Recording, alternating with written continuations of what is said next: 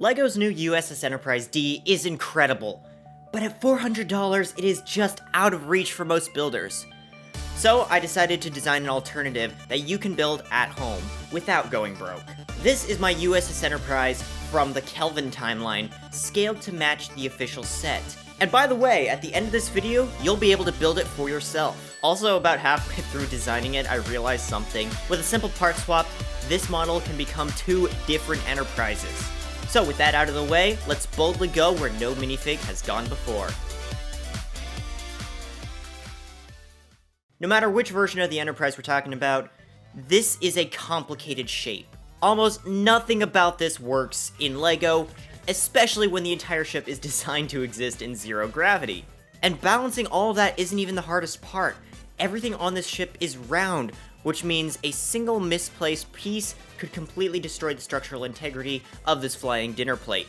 I decided that I wanted to make this project in the same scale as the official set. Notice I said scale, not size.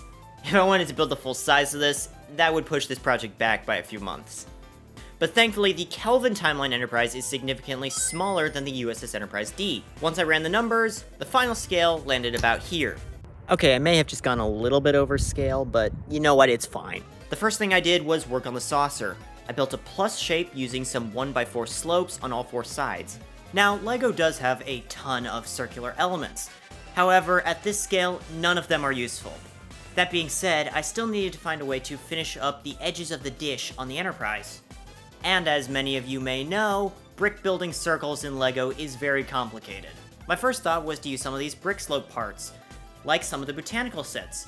However, ultimately I decided that it broke up the circle a little too much at this scale.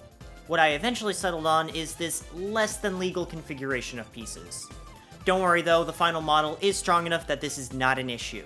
After this, I moved on to filling in the interior of the saucer using a lot of tiles and plates. Let's take a break from the saucer to work on the neck? To be honest, I don't actually know what this is called. It's the part that connects the saucer to the base. To make this very narrow part of the ship strong enough, I used a lot of brackets and snot techniques.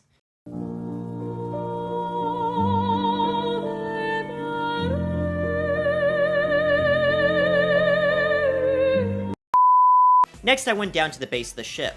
From the front, the dimensions are 6x6. And this is where we're going to put a glowing blue segment. In the back, I extended the ship to make sure that it kept a clean, sleek look using various slopes and tiles. Right here, I made a hangar using a 1x1 tile to represent a shuttle. After that, I continued the slope down and tiled off the top. Now let's return to the bridge. I used some 3x3 slopes to make a clean transition from the flat saucer into the upper bridge. At the back of the saucer, I transitioned the wide shape of the bridge into a very thin connecting segment. At the bottom of the ship, I used some hinges and these wedge plates to create a nice slope, and then to cap it off, I used this dish from a TIE bomber set. That's ironic, using a Star Wars piece for a Star Trek build. Now to move on to the nacelles. If you have a good eye, you'll notice that I put some ratchet and mixel joints here. These will attach to the arms and hold up the nacelles. Making the arms themselves weren't hard, they're just a bunch of wedges and tiles.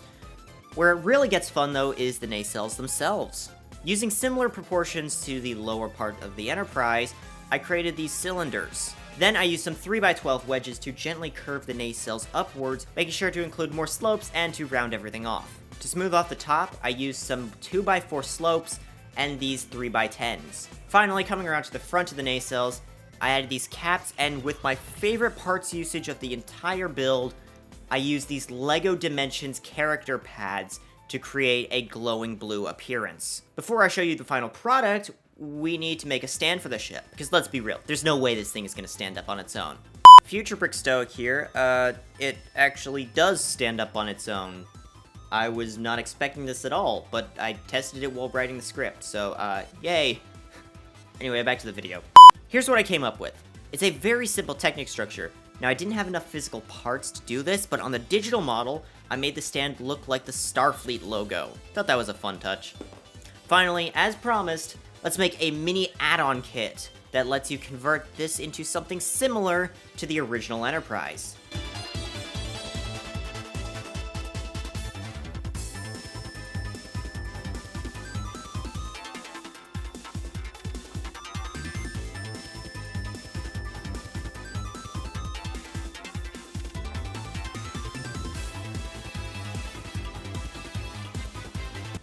And with that, let's take one good cinematic look.